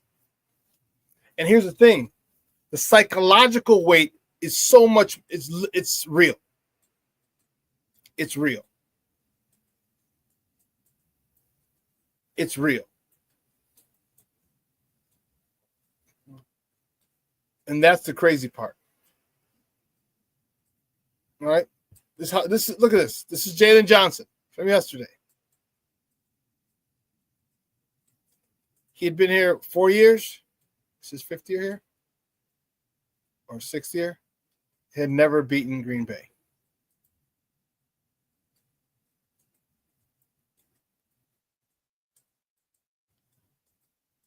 The pain of not beating Packers was real. And it becomes psychological at that point. I mean, let's be honest. How many of you thought after the DJ Moore fumble that it was over? Here we go again, right? I did. But then as the first play went on, I'm like, wait a minute, the Bears are going to have some time. The Bears are going to have some time.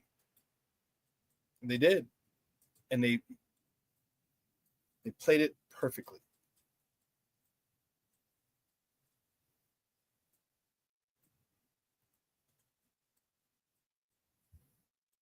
Jason says, I totally get your thinking, Shawn, about a new head coach, but at the same time, someone gives every great coach their first job. I'm so torn and glad I don't have to make the choice.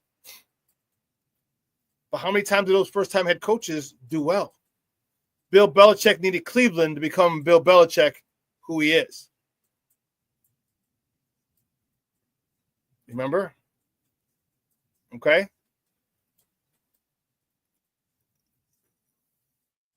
It's not, there's so much you got to learn.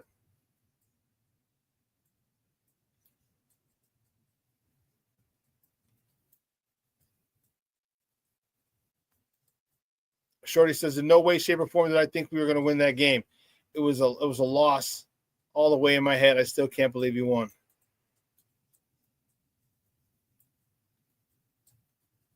I didn't think they had a chance either. I'll take that back. I didn't think they'd take advantage of the chance that they had.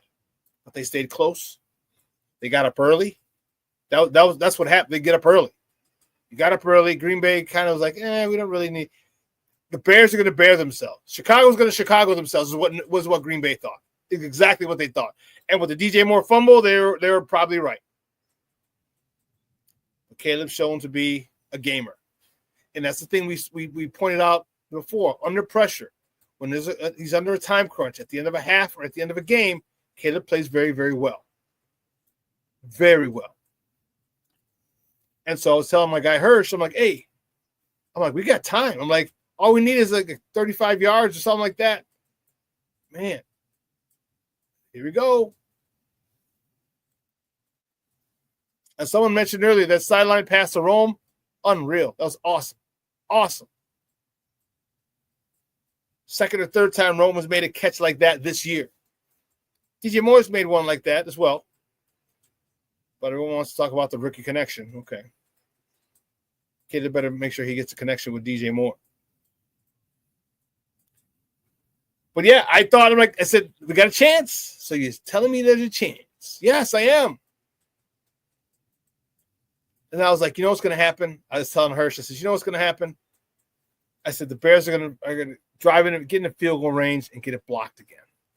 We're going to get it blocked again. He's like, no, don't say that. Don't say that. I'm like, that would be Chicago. That'd be so Chicago Bears. Sure enough, it looked like it was getting blocked.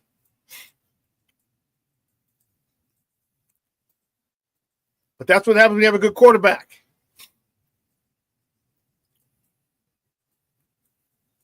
Jason said,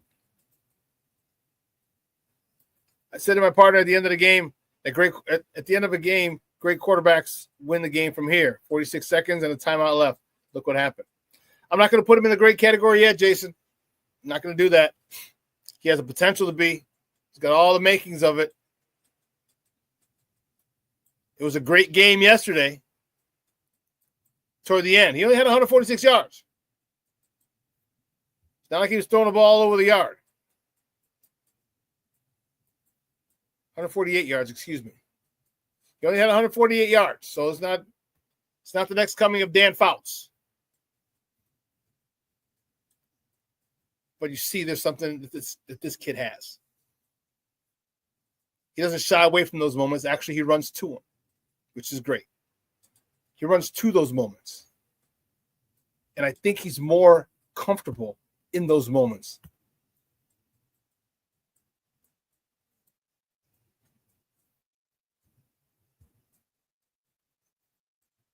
When the game is on the line, Caleb proves he's elite, Mr. Shorty says.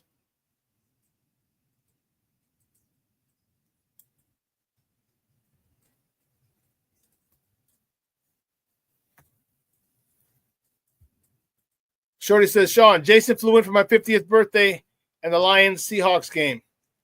He asked his girl to marry him. Let's give him a big congratulations. Oh, congratulations, Jason. Congratulations, sir. That's excellent.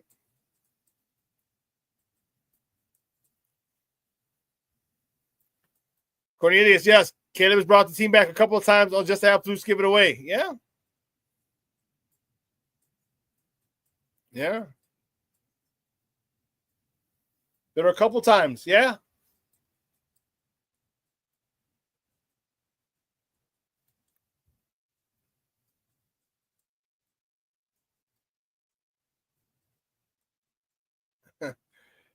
Shorty says, Jason, let's call your partner what she is, your fiance. Congrats again.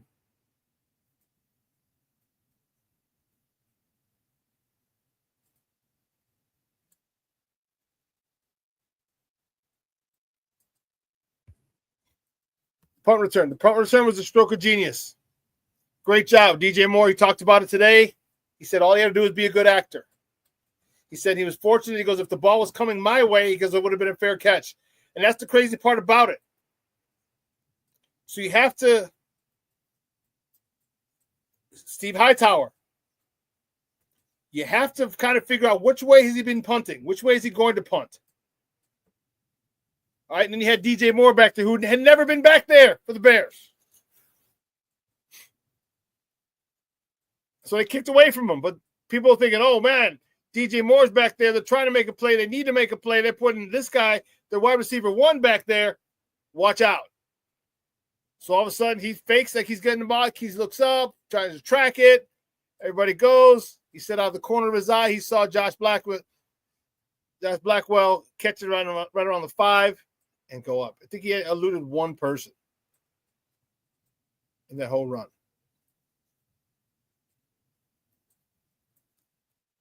Steve Hightower, great call. Coach Thomas Smith, great job of letting him run that play at that particular point.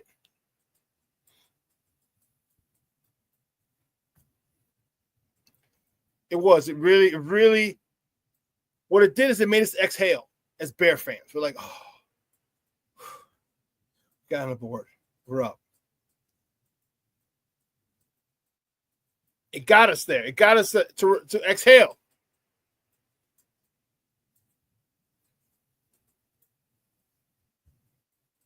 It says, Jason says, I'm gonna watch the return again after the show. So special. The Bears don't normally get that stuff done. No, they don't. They normally don't do that stuff.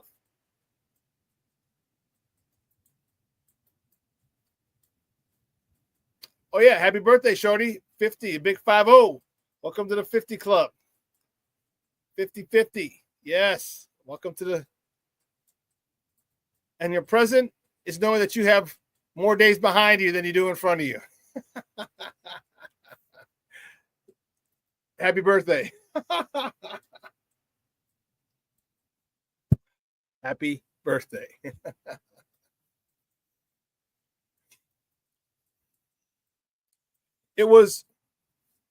I'm tired of those screens. I was really, I talked about they're going to bring Thomas Smith in for an interview, but I don't think he has a legitimate shot at it. I don't. Yeah, I don't think so. He had some of the same clock management issues. His play calling was a little. How many times you got to throw freaking screens? How many times? Yeah. So I don't think Thomas Brown gets a real shot. He's going to get a token interview. I do think he has the chops, what it takes to become a head coach, but that's going to take him a few more years, 4 or 6 years, maybe longer.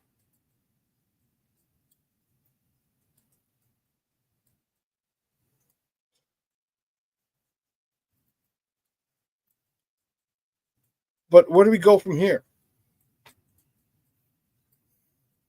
I'm hoping, and now's the frustrating part, because now I got to wait.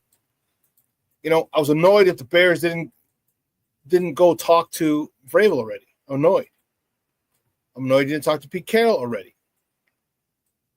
There are plenty of people you could have talked to about this gig, about being the head coach of the Chicago Bears. You haven't reached out yet. Or you haven't had interviews yet.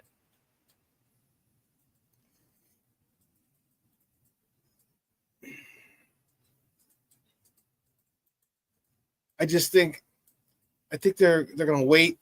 I think Ben Johnson's going to go somewhere. He might go to Jacksonville.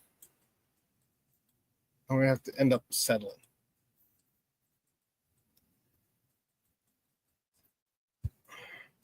Again, Brian Flores. And I wouldn't mind Brian Flores. I just hope he's learned from the way he talks to the quarterbacks. Players nowadays, you have to handle them with kid gloves. They can't deal with the type of in-your-face, bold attitude that a lot of Generation Xers have. You just can't deal with it.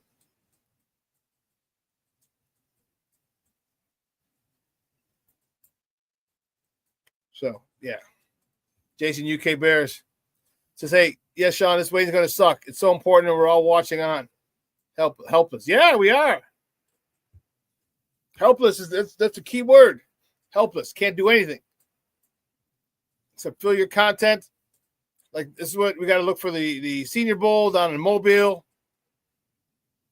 All right, then we start looking at the draft combine. Next thing you know, the draft's here. Then for mini camp. Remember, you have your OTAs first. Yeah.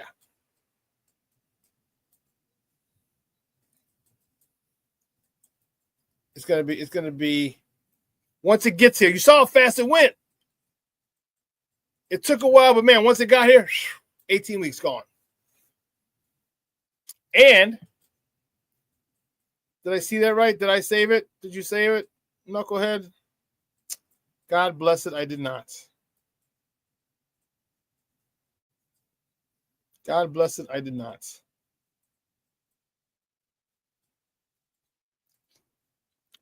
Schedule, well, the teams that they play came out. Let's see. I could do this. Stop it.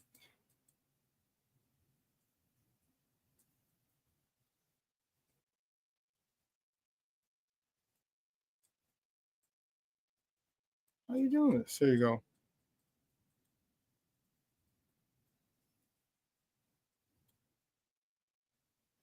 I'm trying to see. They had, there we go, 2025 opponents. So we're going to have the home of, okay, your division guys, okay, the Lions, Packers, Vikings. We're going to have the Cowboys at home, the Giants at home, the Browns at home, the Steelers at home, the Saints at home. Okay. On the road, our division, Detroit, Green Bay, Minnesota. Eagles in Philly. Commanders in D.C. Ravens in Baltimore. Bengals in Cincy. 49ers in San Fran. And the Raiders in Las Vegas. So now, Jason, we don't have the Panthers again, but we do have the Niners. And I just text my guy. I'm like, hey, it looks like I'm heading out to the Bay again next season. So a couple games I want to go. Definitely want to go to the Niners game. Also want to go to the Raiders. The Raiders. So that'll be great to see. But yeah. To recap it, excellent first year for Caleb. Okay, excellent first year. Final stats, look at the bottom of the screen. 3,500 yards passing, 3,541 yards passing, 20 tutties, 6 interceptions, 68 sacks. Got to work on that. 62.5% completion rating and an 87.8 rating, quarterback rating. Also had 489 yards on the ground, 3 fumbles, but 27 first downs in those scrambles. Great year, despite the turmoil, despite the turnover of coaches. Phenomenal year. Now, if we can get a better offensive line, we'll definitely see Chicago's first 4,000-yard passer. Definitely. And if receivers stop dropping a God-blessed ball, we could probably see it sooner. DJ Moore, Cole Kmet, Roma Dunze. I don't know if Keenan Allen will be here next year. Those guys will be. So hold on to the ball. I think next year you have the Chicago Bears' first 4,000-yard passer in organization history. But listen, guys, 2 hours is come and gone, man. What a great show. I want to thank you. Excellent activity in the chat. I appreciate it. You guys were off the chain. I just want to say what's up. Thank you. I appreciate the love and the support. Jason up across the pond. Shorty, Junior, Plank,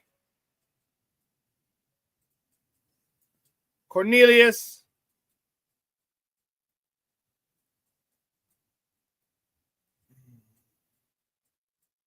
Shorty, Plank.